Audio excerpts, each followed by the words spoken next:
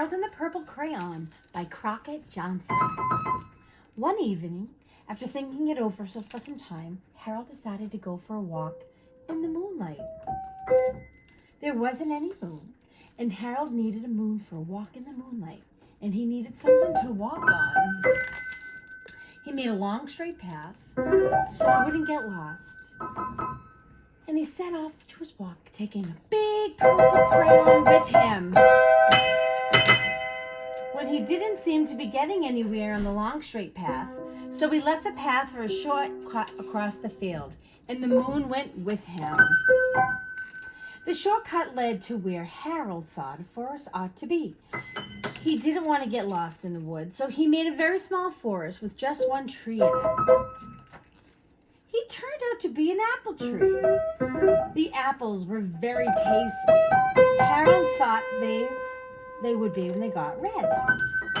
So he was putting a frightening dragon under the tree to guard the apples. See the dragon? It was a terrible frightening dragon. It even frightened Harold, and he backed away.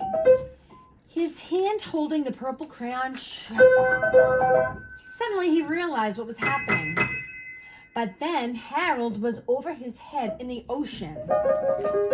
He came up thinking fast. And in no time he was climbing aboard a trim little boat. He quickly set sail, and the moon sailed along with him. And after he sailed long enough, Harold made land without much trouble. He stepped ashore on the beach, wondering where he was. The sandy beach reminded Harold of picnics, and the thought of picnics made him angry. So he laid out a nice, simple picnic lunch.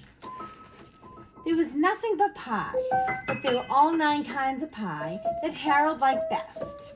When Harold finished his picnic, there was quite a lot left. He hated to see so much delicious pie go to waste.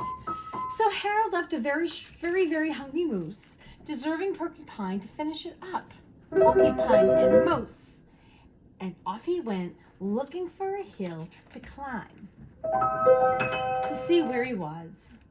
Harold knew that the higher up he went, the farther he could see, so he decided to make a hill into the mountain.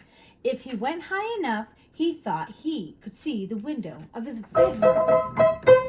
He was tired, and he felt that he ought to be getting to bed.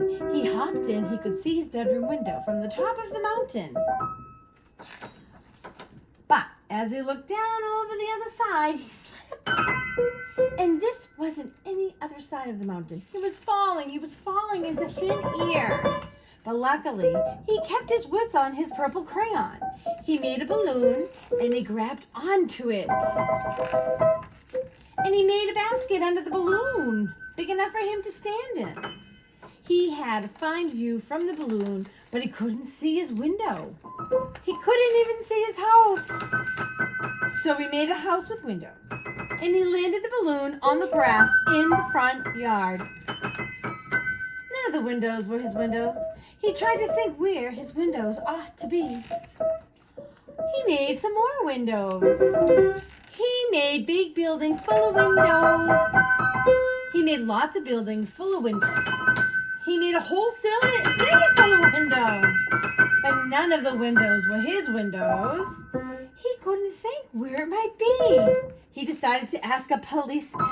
A policeman pointed the way, and Harold was going anyway. But Harold thanked him, and he walked along with the moon, wishing he was in the room in his bed. Then suddenly, Harold remembered. He remembered where his bedroom window was, where the moon is. It was all right around the moon. It was right around the moon. Oh my goodness. And then Harold made his bed. And he got in it. And he drew the covers. And the purple crayon dropped on the floor. And Harold went to sleep.